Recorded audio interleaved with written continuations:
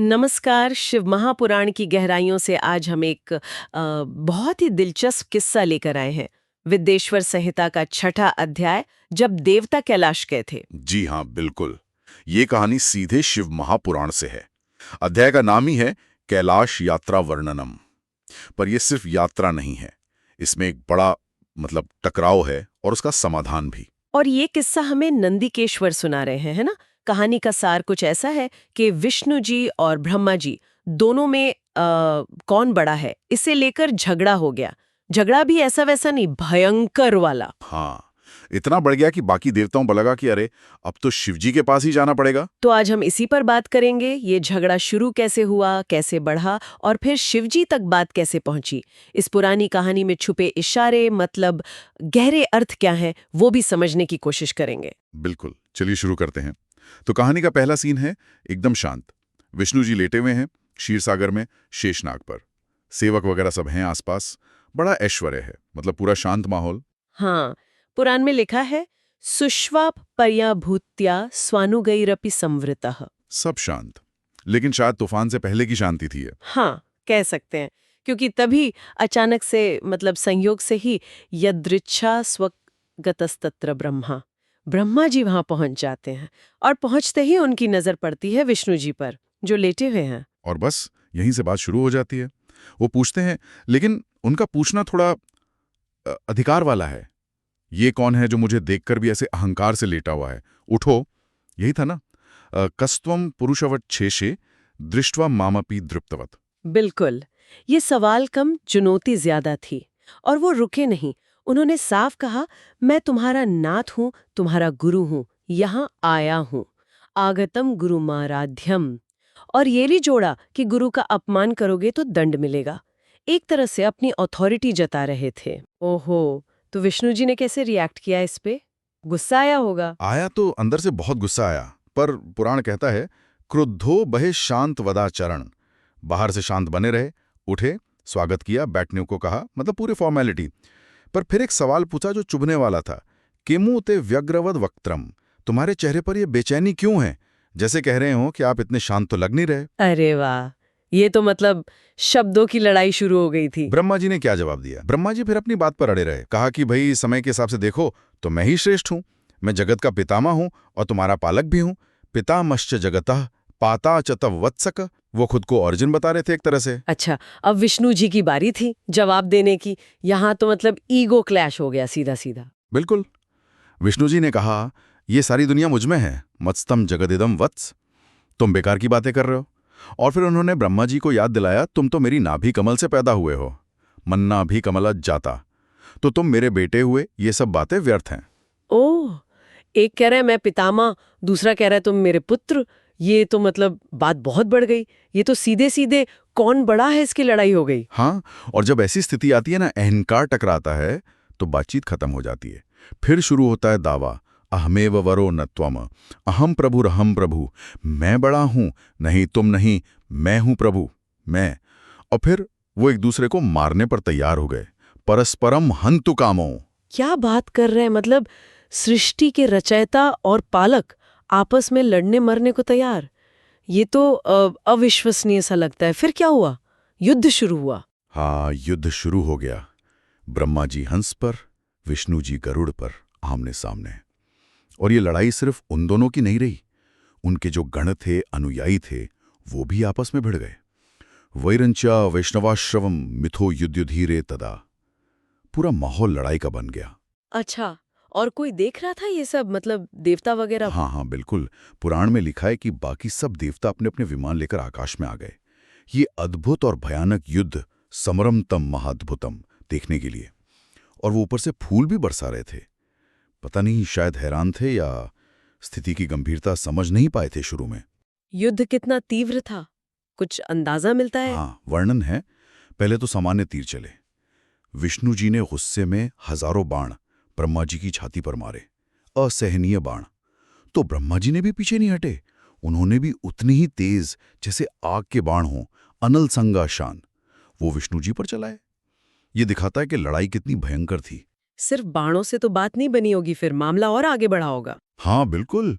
जब आम हथियारों से कुछ नहीं हुआ, तब निकले दिव्य अस्त्र। अब लड़ाई अपने चरम पर पहुंच रही थी। विष्णु जी ने बहुत क्रोध में ब्रह्मा पर माहेश्वर अस्त्र चला दिया। माहेश्वर अस्त्र? अरे, ये तो शिवजी का अस्त्र है। इसका मतलब तो मामला बहुत सीरियस हो गया था। हाँ, बहुत ज्यादा। ये दिखाता है कि विष्णु जी इसे अब आर पार की लड़ाई मान रहे थे, लेकिन इससे ब्रह्मा जी का गुस्सा और भड़क गया। कहते हैं उन्होंने जैसे पूरी दुनिया को हिला दिया, कंपयं विश्वमेव ही, और उन्होंने विष्णु जी की छाती पर पाशुपत अस्त्र साध दिया। पाशुपत? अरे बाप रे, ये तो उससे भी ज्यादा मतलब महाविनाशक माना जाता है। ये भी शिवजी का ही प्रचंड रूप है। सही कहा आपने। अब सोचिए, दो ऐसे अस्त्र टकराने वाले थे जो सृष्टि को खत्म कर सकते थे। पुराण कहता है कि जब ये अस्त्र आकाश में दिखे तो उनका तेज जैसे 10,000 सूरज के बराबर था। तपना युति सन्निभम, हजारों मुंह थे उनके, सहस्त्र मुख मत्युग्रम, और वो तूफान की तरह भयानक थे, चंड वात भयंकरम। इनके दिखने भर से ही चारों तरफ डर फैल गया। ये तो प्रलय जैसा सीन रहा होगा। जो देवता ऊपर से देख रहे थे, उनका क्या हुआ? वो तो डर गए होंगे बुरी तरह। हाँ, अब तक जो शायद सिर्फ हैरानी से देख रहे थे, वह बहुत दुखी और बेचैन हो गए। ततो देवगणा सर्वे विषण्णा भृशमा कुलाहन। उन्हें समझ आ गया कि ये कोई खेल नहीं है, ये तो सृष्टि पर ही संकट आ गया है। वो आपस में सलाह करने लगे, जैसे किसी राज्य में गड़बड़ हो जाए तो मंत्री लोग करते हैं ना, वैसे ही। उन्हें यह एहसास हो गया कि ये चीज उनके बस की नहीं है अब। और यहीं से फिर समाधान की तरफ बात गई होगी। हाँ, यही देवताओं को एक गहरी बात समझ आई। उन्होंने सोचा कि ये जो सब कुछ हो रहा है, दुनिया का बनना, चलना, बिगड़ना, छिपना, कृपा होना, ये सब तो असल में वो एक ही शक्ति कंट्रोल करती है, जिसके पास त्रिशूल है, यानी भगवान शिव। एक श्लोक है जो उनकी ये समझ बताता है, सृष्टि स्थितिश्च संहार स्थिरो भवोप्यनुग्रह यस्मात् प्रवर्तते तस्मै ब्रह्मणे च त्रिशूलिने। ये तो कहानी में एक बड़ा टर्निंग पॉइंट है। मतलब विनाश के मुहाने पर खड़े होकर उन्हें असली शक्ति याद आई। बिल्कुल, और उन्हें यह भी समझ आया कि उस परम शक्ति की मर्जी के बिना एक तिनका भी नहीं हिल सकता अपनी जगह से। नष्ट होना तो बहुत दूर की बात है। अशक्य मन्यये यदनुग्रहम विना तृणक्षयोप्यत्र यदृच्छया क्वचित। इस ज्ञान से उन्हें डर भी लगा, पर एक रास्ता भी दिखा कि भाई अब तो शिवजी ही कुछ कर सकते हैं। तो वो चल पड़े कैलाश। हाँ, उसी डर और उम्मीद के साथ वो कैलाश की तरफ गए। जगमुहु कैलाश शिखरम यत्रास्त चंद्रशेखर, जहां शिवजी रहते हैं, उस परम सत्ता की शरण लेने जो इस तबाही को रोक सके। कैलाश पहुंचकर कैसा लगा होगा उन्हें? वहां का माहौल कैसा था? पुराण कहता है कि शिवजी के उस स्थान को, पदम तत् पारमेश्वरम, देखते ही देवता एकदम खुश और शांत हो गए। अमराहा हृष्टाहा, उन्हें लगा कि हाँ, सही जगह आ गए हैं। और उस जगह का आकार प्रणव यानी ओम जैसा बताया है, प्रणवाकारम, जैसे वो सृष्टि के केंद्र में पहुंच गए हों। और शिवजी को कैसे देखा उन्होंने? कहाँ विराजमान थे वे? वो एक सभा मंडप में थे, मणि के सिंहासन पर बैठे थे, और उनके साथ माँ उमा भी थीं, विराजमान उमया दृदशूर की पुंगवम। उनको देखकर ही देवताओं को एक शांति मिली होगी, एक भरोसा। शिवजी के रूप का भी वर्णन है क्या? हाँ है। वो एक खास ध्यान की मुद्रा में बैठे थे। उनके गण चारों तरफ थे, स्वगण ही सर्वतो जुष्टम। सारे शुभ लक्षण उनमें दिख रहे थे, सर्वलक्षण लक्षितम। कुछ स्त्रियां पंखा झल रही थीं। वेद लगातार उनकी स्तुति कर रहे थे, शंस्यमानम सदा वेदईर अनुग्रह लंतम ईश्वरम, और वो बस शांत भाव से कृपा बरसा रहे थे। सोचिए, कहाँ वो युद्ध का भयानक शोर और विनाश, और कहाँ ये परम शांति। इस शांत और भव्य रूप को देखकर देवताओं की क्या हालत हुई होगी? उनकी आंखों में खुशी के आंसू आ गए। संतोष सलिले क्षणः, उन्होंने दूर से ही जमीन पर लेटकर प्रणाम किया। दंडवत दूरतो वत्स नमश्रक्रूम महागणः। उनकी सारी घबराहट अब श्रद्धा और उम्मीद में बदल गई थी। और भगवान शिव ने क्या किया? शिवजी ने, उन देवताओं के स्वामी ने, उन्हें देखा, अपने गणों से कहकर उन डरे हुए देवताओं को अपने पास बुलवाया, समीपे हिचा हुए द्रणी, और फिर उन्हें तसल्ली देते हुए बहुत गंभीर लेकिन मीठे और कल्याणकारी वचन कहे। अवोचतत गंभीरम वचनम मधुमंगलम। अध्याय यहीं खत्म होता है, पर यह साफ हो जाता है कि देवताओं की यात्रा सफल रही, उन्हें समाधान मिल गया। तो अगर हम इस पूरी कहानी को देखें तो ये हमें सिखाती है कि अहंकार कितना खतरनाक हो सकता है। बिल्कुल, कि दो इतनी बड़ी शक्तियां भी अपने मैं के चक्कर में दुनिया को खतरे में डाल सकती हैं। बिल्कुल, और ये भी कि जब अपना जोर या अहंकार हद से बढ़ जाए और कोई रास्ता ना दिखे, तब अक्सर किसी ऊंची शक्ति की तरफ, या कहें कि असली चीज की तरफ देखना पड़ता है।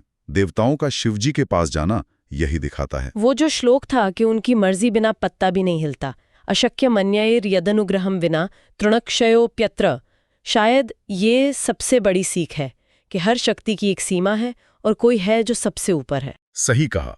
ये याद दिलाता है कि पावर चाहे कितनी भी हो, उसका इस्तेमाल समझदारी से और बिना अहंकार के ही होना चाहिए। जब ताकतें टकराती हैं तो हल अक्सर उस टकराव से ऊपर उठने में ही मिलता है। ये कहानी सिर्फ देवताओं की नहीं लगती, ये तो जैसे हम इंसानों के झगड़ों, हमारे अहंकार और हल ढूंढने की कहानी भी है। ये सोचने पर मजबूर करती है कि क्या बड़े टकरावों का हल हमेशा किसी बाहरी मदद या गहरी समझ से ही मिलता है। ये देवत्व के अलग अलग पहलुओं और शायद झगड़ा सुलझाने की जरूरत पर भी रोशनी डालती है। निश्चित रूप से। और ये सुनने वालों के लिए भी एक सवाल छोड़ जाती है कि इस कहानी से वो अपने जीवन के लिए क्या सीखते हैं। अहंकार और समझदारी के बीच संतुलन क्यों जरूरी है। इस गहरी और सोचने पर मजबूर करने वाली बातचीत के लिए सभी सुनने वालों का बहुत शुक्रिया। हाँ जी, आपके समय और ध्यान के लिए धन्यवाद।